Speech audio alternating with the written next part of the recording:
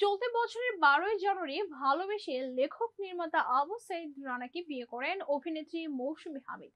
কিন্তু বিয়ের বছর না পেরোতে হঠাৎ অভিনেত্রীর মুখে শোনা গেল ডিভোর্সের কথা।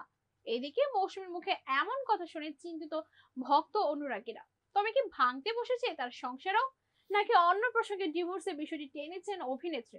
এমন প্রশ্ন রহস্যের জাল বুনেছে তাদের মনে। সম্প্রতি গণমাধ্যমে এই অভিনেত্রী বলেন, আমার সংসার খুব ভালো যাচ্ছে। আমরা ভাবি সংসার অনেক কঠিন, কিন্তু মোটেও তেমনটা না।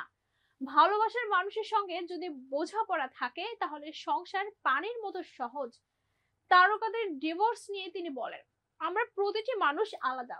কারো ব্যক্তিগত জীবনে যদি ঝড় আসে সেটা সবার সঙ্গে মিলিয়ে ফেলা একেবারে উচিত না। শুধু আমাদের শিল্পীদের মধ্যে ডিভোর্স হয় এমন না। আমার মনে হয় এখন মিডিয়ার মানুষের চেয়ে বাহিরের মানুষের ডিভোর্সের সংখ্যা বেশি হয়।